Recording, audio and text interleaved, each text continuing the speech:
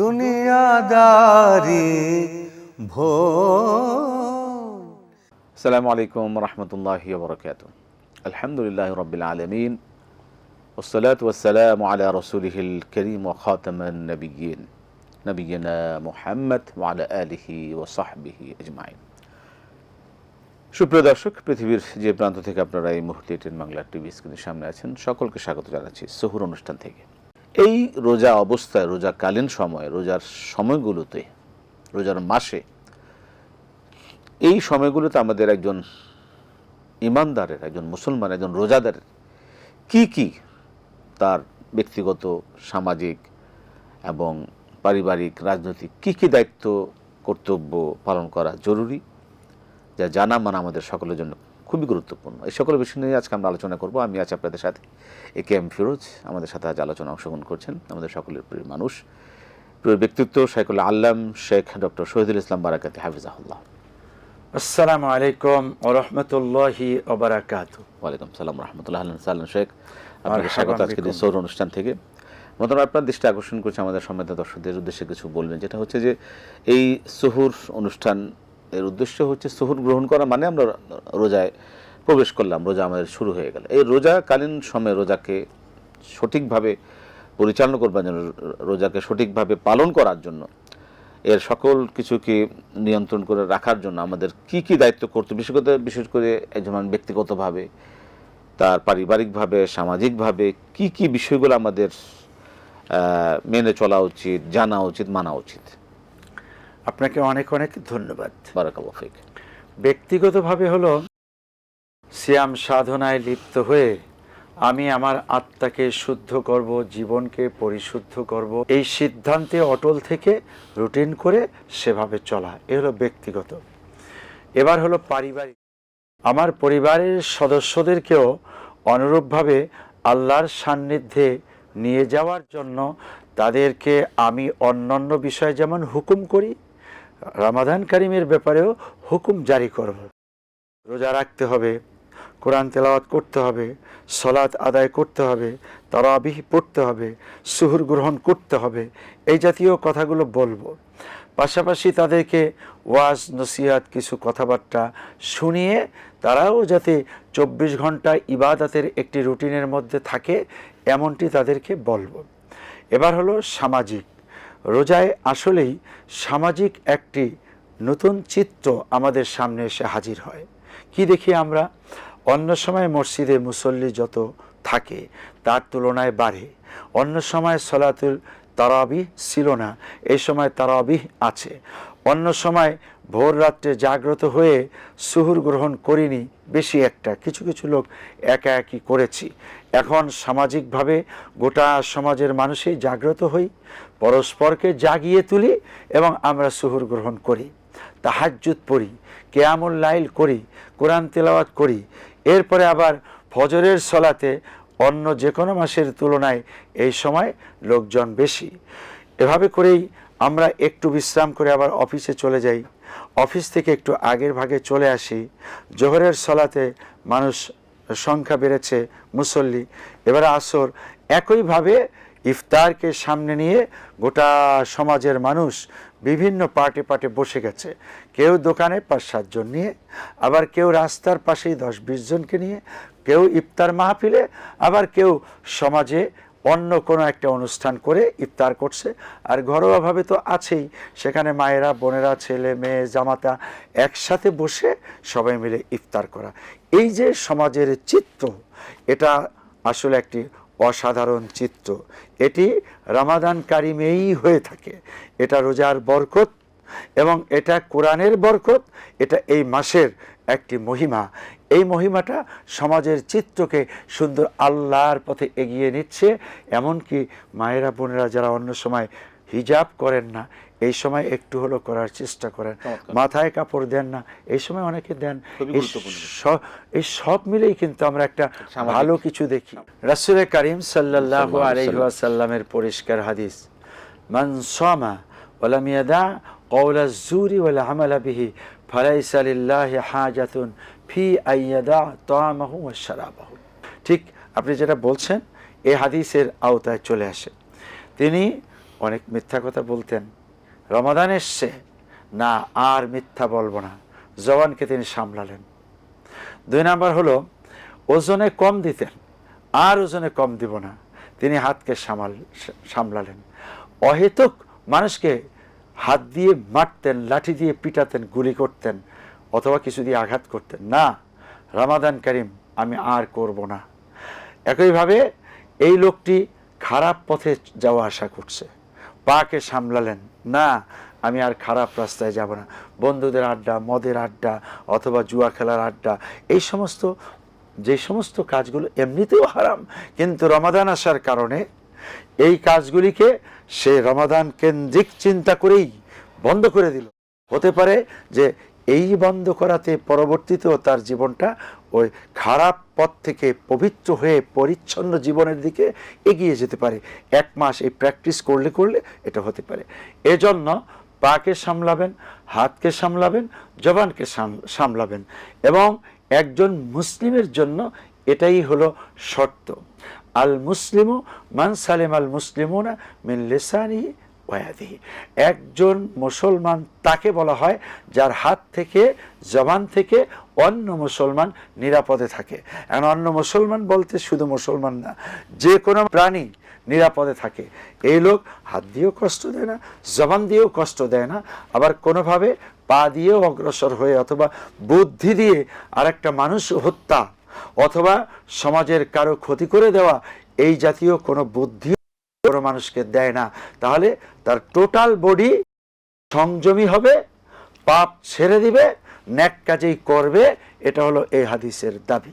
মোহতারাম, যে বিষয়টা আমরা আমাদের সম্মানিত দর্শকদের সহ আপনার মাধ্যমে যেটা আমরা একটা মেসেজ, একটা দাওয়াতকে আমরা দিতে পারি কিনা, সেটা হচ্ছে যে আমাদের সামাজিক জীবন আমরা দেখে থাকি অনেক শ্রমিক যারা দৈনিক যারা উপার্জন করেন, দিন মজুর যারা, তারা খুব কঠোর পরিশ্রম করেন, সারাদিন রিক্সা চালান বা এর দিন মজুরি যে কাজগুলো করেন। তারা অনেকে বলে থাকেন যে আমি যে কাজ করি আমি রোজা রেখে আমি কাজ করা সম্ভব না, সুতরাং আমাকে রোজা বাদ দিতে হয়।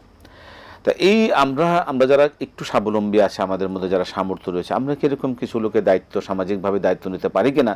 এমন 10টা পরিবার, 20টা পরিবার, 50টা পরিবার যেন হ্যাঁ তুমি রোজা রাখো, তোমার দৈনিক যে আয় উপার্জন হতো সেই ব্যবস্থা আমি করে দেব, তুমি তোমার পরিবার নিয়ে তুমি রোজা পালন করো। তাদেরকে এই বিষয়ে উদ্বুদ্ধ করা যায় কিনা, বা এটার আসলে ফজিলত কি, এটা আমরা কি লাভ করতে পারি?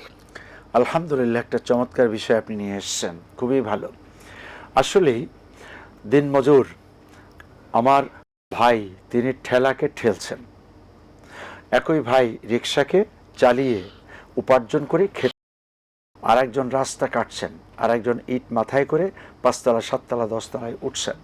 আসলে এ বন্ধুদের রোজা রাখবো না এই কথা বলার একটা যুক্তি ওদের কাছে আছে।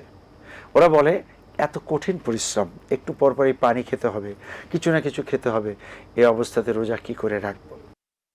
প্রথমত আপনাদের জন্য বলবো যে যারা এই ইট, বালু, রড, সিমেন্ট অথবা লাঙ্গল জোয়ালের কাজ করছেন, রিক্সা ঠেলার কাজ করছেন, আপনিও যদি মানসিক শক্তিটা ঠিক করে নেন যে আমি রোজা রাখবই, আল্লাহ দেখবেন আপনাকে সাহায্য করবেন।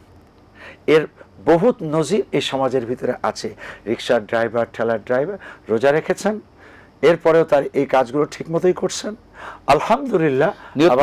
হ্যাঁ, আলহামদুলিল্লাহ, আবার রিক্সাটা একপাশে রেখে আমাদের সাথে ইফতার করছেন। কি যে ভালো লেগেছে। দেখা গেল এটা পারা যায়, কষ্ট হয়, সাহায্যের মালিক হলেন আল্লাহ। 2 নাম্বার, আপনি যেটা বলছেন, এই বন্ধুদের কিছু দায়িত্ব সমাজের কিছু মানুষ নিতে পারে, সামাজিকভাবে দায়িত্ব। হ্যাঁ, সমাজ তো আমাদের সুন্দরভাবে সাজানোই আছে, মসজিদ কেন্দ্রিক সমাজ।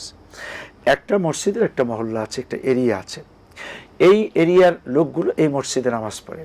ইমাম সাহেব, সভাপতি, সেক্রেটারি, ওনারা যদি এইভাবে একটা চিন্তা করেন রমাদান কারিমের আগেই যে আমাদের মহল্লার যে সমস্ত লোকেরা এই জাতীয় হার্ড ওয়ার্ক করেন, যাদের রোজা রাখা কঠিন হবে, তাদেরকে আমরা বলবো বাবা তোমরা অর্ধবেলা ডিউটি করে যা পাও, বাকি আমাদের পক্ষ থেকে তোমাদেরকে কিছু হেল্প করা হবে। সেটা হতে পারে একটা মানুষ একদিনে উপার্জন করত 1000 টাকা, উদাহরণ দিচ্ছি, এবার উনি উপার্জন করবেন 500 টাকা, আর 500 টাকা এই মহল্লার একটা ফান্ড হবে, ওই ফান্ড থেকে ওই লোকটাকে দেওয়া হবে। তাকে 10 কেজি চাল, হ্যাঁ হ্যাঁ 20 কেজি চাল, এবার তাকে খাদ্য দ্রব্য কিনে বিভিন্নভাবে ওনার বাসায় একটা বস্তা দেওয়া হলো, যে তোমরা 100 জন মানুষ কঠিন পরিশ্রমী আমাদের এই অঞ্চলের, আর আমরা আমাদের মসজিদের পক্ষ থেকে তোমাদেরকে এই খাদ্য খাবারটা দিলাম, তবু রোজা রাখতে হবে, তোমার পরিশ্রম তুমি একটু কম করো, রোজা রাখো, আমরা দিলাম কিছু, তুমি উপার্জন করো কিছু, আল্লাহ বারাকা দান করবেন। এটা যদি একটা সুন্দর রেজিস্টার মেনটেন করে যদি একটা পাড়া মহল্লা এই চেষ্টাটা করে, এটা খুবই সম্ভব এবং করা উচিত। আরেকটা যেটা, সেটা হলো যে তাদের ডিউটি হালকা করে দেওয়া, যারা অন্যের অধীনে ডিউটি করছেন, তারা যিনি দায়িত্বটা পালন করাচ্ছেন উনি বলবেন যে তোমাদের ডিউটিটা কিছুটা হালকা করে দিন। সেক্ষেত্রে মোতারাম ডিউটি করা যদি একটু মানে এর তো অবশ্যই ফজিলত আমরা জানি, সেক্ষেত্রে আমরা দর্শকদের সামনে যদি এই যে একজন মানুষের রোজার ব্যবস্থা করে দেওয়া, আয়োজন করে দেওয়া, এর কি সওয়াব আল্লাহ সুবহানাহু ওয়া তাআলা দান করবেন? সওয়াব তো ইফতারের ব্যাপারে আছে। একজন আল্লাহর বান্দা কোন রোজাদারকে যদি ইফতার করান, তাহলে একটি রোজা রেখে যে সওয়াব, ওই পরিমাণ সওয়াব তাকে দেওয়া হবে। তাহলে পরে আপনি ওই যে খাদ্য কিনে দিচ্ছেন, তো এটার মধ্যে আর সুহুর আছে বারাকা, আর ইফতার আছে রোজার সমান সওয়াব। এরপরে এই লোকটার পরিশ্রম কমিয়ে দিলেন, কত দিক থেকে আপনি ফজিলত পাবেন। হতে পারে একটি ভালো কাজ যিনি করেন, মান সান্না সুন্নাতান হাসানাতান ফালাহু আজরুহা ওয়া আজরু মান আমিলা বিহা, যিনি রোজা রেখে এই লোকটা যে পরিমাণ সওয়াব পাবেন, যিনি এই ব্যাপারে উৎসাহ দান করলেন, আল্লাহ পাক ওনাকেও সমান সওয়াব দিবেন, এতে ওরটা একটুও কমে যাবে না। আল্লাহ দিতে পারেন এমন রহমতি ভান্ডার তার কাছে আছে, কমে যাবে না। অতএব আপনি ওনাকে রোজা রাখার উদ্বুদ্ধ করেছেন, আপনার নিয়াত হলো যাতে আমি কিছু খাদ্য দিলাম, টাকা দিলাম, এই লোকটা রোজা রাখে, এই যে আপনি নিয়াত করেছেন, আর উনিও সে কারণে রোজা রেখেছে, উনি যে সওয়াবগুলো পাবেন আপনি সমান পাবেন। সুবহানাল্লাহ। প্রিয় দর্শক, খুবই আমাদের জন্য গুরুত্বপূর্ণ একটি সুযোগ আসলে, আলহামদুলিল্লাহ। নিজের যারা শুধুমাত্র নিজের রোজা নিয়ে আমরা ভাবছি কিভাবে নিজের রুটিন করছি, কিভাবে ইফতার করব, কিভাবে সুহুর করব, কিন্তু আমার প্রতিবেশী, আমি যে একজন সমাজের, তো আমি একজন মানুষ, আমারও তো প্রতিবেশী আছে, আমারও তো সামাজিক কিছু দায়িত্ব আছে, পারিবারিক দায়িত্ব আছে। তো এই নিজের ব্যক্তিগত উদ্যোগে যদি এই কাজগুলো আমরা করতে পারি, আমাদের পরিবার, আমাদের সমাজ, আমাদের সামাজিক দায়িত্বগুলো আমরা পালন করি, তাহলে আমরা আল্লাহ সুবহানাহু ওয়া তাআলা শুধু নিজের জন্য দিন কায়েম করা না, দিনটাকে কায়েম করতে হবে। দিন কায়েম করতে গেলে সকলকে নিয়ে আপনাকে দিন কায়েম করতে হবে। সেই দিন কায়েমের জন্য, আল্লাহর দিনকে প্রতিষ্ঠা করার জন্য আমরা সকলের দায়িত্বশীল, সকলের দায়িত্ব করতে বলেছে। মোহতারাম খুব সুন্দর করে বললেন আমাদের যে প্রত্যেকে যদি একটু, আমরা প্রত্যেকে 2টা পরিবার, 5টা পরিবার, এলাকায় যদি 50টা, একটা এলাকায় যদি 50টা ফ্যামিলি থাকে বা 100টা ফ্যামিলি থাকে, 100টা ফ্যামিলি যদি 2টা করে ফ্যামিলির দায়িত্ব নেয়, তাহলে কিন্তু মোহতারাম অনেকগুলো সুযোগ হয়ে যায়। তো এই বিষয়টা অবশ্যই আপনারা ভেবে দেখবেন, নিজে যেভাবে ইবাদত করব, পাশাপাশি একজন নেতৃত্বের দায়িত্ব, কর্তব্য কি কি হতে পারে এই রমজানের সামাজিকভাবে। Thank you very much. আল্লাহ রাব্বুল আলামিন বলে দিয়েছেন, আউযু বিল্লাহি মিনাশ শাইতানির রাজিম, ফাবিমা রাহমাতিম মিনাল্লাহি লিনতা লাহুম ওয়ালাউ কুনতা ফাযযান গালিযাল কলবি লান ফাদ্দু মিন হাওলিক ফাফু আনহুম ওয়াসফাহ ওয়াস্তাগফির লাহুম ওয়াশাওিরহুম ফিল আমরি ফাইদা আযামতা ফাতাওয়াক্কাল আলাল্লাহ ইন্নাল্লাহা ইউহিব্বুল মুতাওয়াক্কিলিন। নেতার গুণাবলীগুলো আল্লাহ পরিষ্কার করে দিয়েছেন। 1 নম্বরে হলো, তিনি কখনোই কঠিন হবেন না, মায়ায় ভরা থাকবে তার হৃদয়টি। 2 নম্বর হলো, তার কর্মীদের উপরে কখনোই সাংঘাতিক কিছু চাপিয়ে দেবেন না। তিনি যদি কঠিন হয়ে যান আর কর্মীদেরকে কথায় কথায় শাসাতে থাকেন, তাহলে তারা সরে যাবে। এজন্য তাদেরকে অনেক কিছুই কন্ট্রোল করতে হবে, এরকম যে এরা ভুলভ্রান্তি করছে, নিজে এগুলিকে বক্ষে ধারণ করে ফাফু আনহুম, তাদেরকে ক্ষমা করে দিতে, ওয়াসফা, এবং তাদেরকে যতটুকু পারা যায় সংশোধন। এরপর তাদের জন্য আল্লাহর কাছে ক্ষমা চাইতে হবে, আস্তাগফিরুল্লাহম। এরপরে তাদেরকে নিয়ে পরামর্শ করতে হবে। এরপরে পরামর্শে যখন একটি সিদ্ধান্তে পৌঁছে যাবেন, আল্লাহর উপরেই ভরসা করতে হবে। এবার আসি, এই জাতীয় নেতা তারাই হয় যারা কোরআন মানে, হাদিস মানে, আল্লাহ রাব্বুল আলামিনকে খুব ভালো করে চেনার চেষ্টা করে, রাসূল সাল্লাল্লাহু আলাইহি ওয়াসাল্লামের আনুগত্য করে। আর ওইটাই বলছেন, ওয়া উলিল আমরি মিনকুম, তোমরা তোমাদের মধ্যে নেতৃস্থানীয় লোক তাদেরকে মেনে চলো। আল্লাহর আনুগত্য করবে, রাসূলের অনুসরণ করবে, নেতার আনুগত্য করবে।